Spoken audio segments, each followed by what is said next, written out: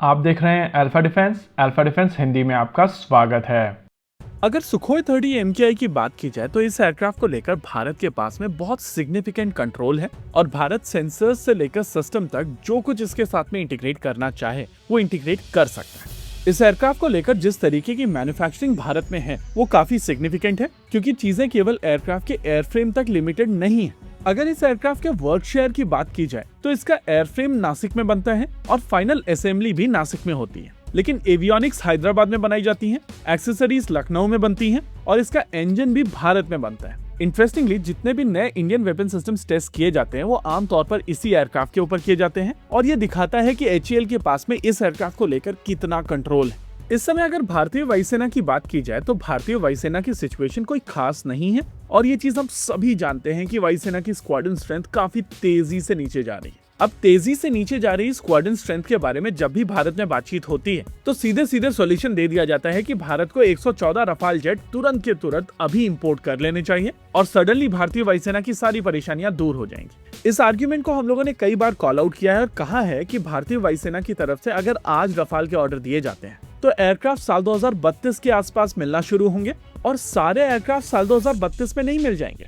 इस समय कहा जा रहा है कि भारतीय वायुसेना की तरफ से आने वाले कुछ समय के अंदर 114 फाइटर जेट का ऑर्डर दे दिया जाएगा और इन 114 में से 94 एयरक्राफ्ट भारत में बनाए जाएंगे, यानी कि 20 एयरक्राफ्ट ऑफ द शेल्फ आ सकते हैं, जो प्रैक्टिकली एक और स्क्वाड्रन हो जाएगी। वैसे तो चीजें इतनी सिंपल नहीं होती है, लेकिन ओवर सिंप्लीफिकेशन के लिए हम लोग अज्यूम कर लेते हैं कि भारतीय वायुसेना की तरफ से जिस दिन ऑर्डर दिया जाएगा उस दिन आपको ये 20 एयरक्राफ्ट मिल जाएंगे। हालांकि नेवी का ऑर्डर 2029 में आ रहा है, लेकिन for the sake of understanding हम लोग अज्यूम कर लेते हैं कि कल ही ये 20 एयरक्राफ्ट भारतीय वायुसेना को डिलीवर हो जाएंगे। इन 20 एयरक्राफ्ट के बाद में भारतीय वायुसेना को 94 एयरक्राफ्ट और मिलेंगे और ये 94 एयरक्राफ्ट भारत में असेंबल किए जाएंगे। पहला भारत में असेंबल किया गया एयरक्राफ्ट साल 2032 में मिलेगा और क्योंकि इस असेंबली लाइन से ऑर्डर 94 एयरक्राफ्ट का ही है, इस वजह से मैक्सिमम 12 एयरक्राफ्ट पर ईयर यहाँ से निकल सकते हैं।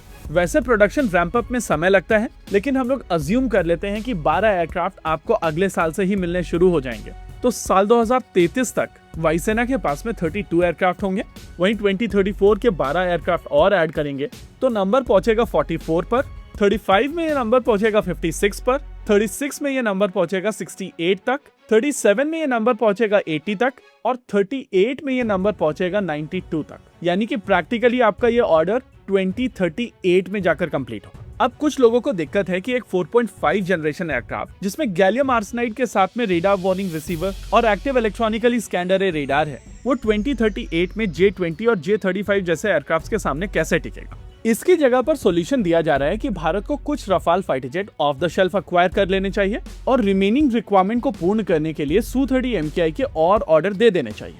देखिए, ये बात सच है कि Su-30 MKI एक काफी कैपेबल एयरक्राफ्ट है और स्पेसिफिकली आने वाले नए रेडार यानी कि विरूपाक्षा के साथ में इसकी कैपेबिलिटी सिग्निफिकेंटली बढ़ जाएगी, लेकिन ऑपरेशनली Su-30 MKIs को ऑपरेट करना कंपैरेटिवली ज्यादा कॉस्टली है और इनको मेंटेन करना भी उतना ही बड़ा सरदर्द है। हालांकि रफाल भी बहुत ज्यादा सस्ते नहीं है, लेकिन परफॉर्मेंस बेस्ड लॉजिस्टिक्स के चलते ये एयरक्राफ्ट कंपैरेटिवली ज्यादा अवेलेबल होते हैं। दूसरी चीज, Su-30 MKIs को अगर आप सॉल्यूशन के तौर पर देख रहे हैं तो आपको इनकी प्रोडक्शन हिस्ट्री को भी थोड़ा समझना पड़ेगा। Su-30 MKI के पहले 40 यूनिट को लेकर ऑर्डर 1996 में दिया गया था। हालांकि इनिशियल यूनिट्स जो आए थे उनको वापस किया गया था और इवेंचुअली जो एयरक्राफ्ट भारतीय वायुसेना ने एक्सेप्ट किए थे उनके 10 और ऑर्डर 1998 में दोबारा दिए गए। इसके बाद दिसंबर 2000 में भारतीय वायुसेना की तरफ से 140 एयरक्राफ्ट का ऑर्डर दिया गया था और तब टेक्नोलॉजी ट्रांसफर के साथ में ये एयरक्राफ्ट भारत में HAL द्वारा बनाए जा रहे थे। इसके बाद साल 2007 में 40 एयरक्राफ्ट का एक और ऑर्डर दिया गया था और फिर साल 2012 में 42 एयरक्राफ्ट का एक और ऑर्डर दिया गया था।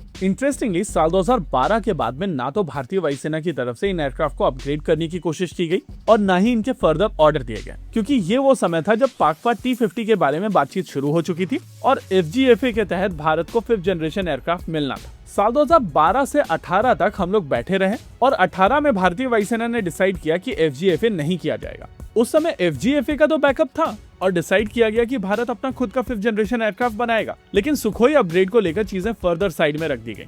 अब साल 2012 के आखिरी ऑर्डर के बाद में धीरे धीरे ये Su-30 MKI की लाइन ड्राई हो गई और इवेंचुअली इसके पास में ऑर्डर्स नहीं थे एग्जीक्यूट करने के लिए। अब HAL की तरफ से स्लो रैम्प डाउन का प्रोसेस इनिशिएट किया गया था और इस वजह से वो तो इस लाइन को सस्टेन कर गए, लेकिन रशिया में सप्लायर दूसरे प्रोजेक्ट्स पर मूव कर गया। अब साल 2024 में भारत सरकार की तरफ से 12 एयरक्राफ्ट का एक और ऑर्डर दिया गया है और इस ऑर्डर को एग्जीक्यूट करने के लिए HAL की तरफ से पहले एयरफ्रेम्स बना लिए गए। हालांकि ये लाइन ड्राई हो चुकी है और इसी वजह से रशिया में जो सप्लायर्स दूसरे प्रोजेक्ट्स पर मूव कर चुके हैं उनको सब्स्टिट्यूट करने की कोशिश की जा रही है और आइडिया है कि साल 2029 में ये एयरक्राफ्ट डिलीवर होना शुरू होंगे।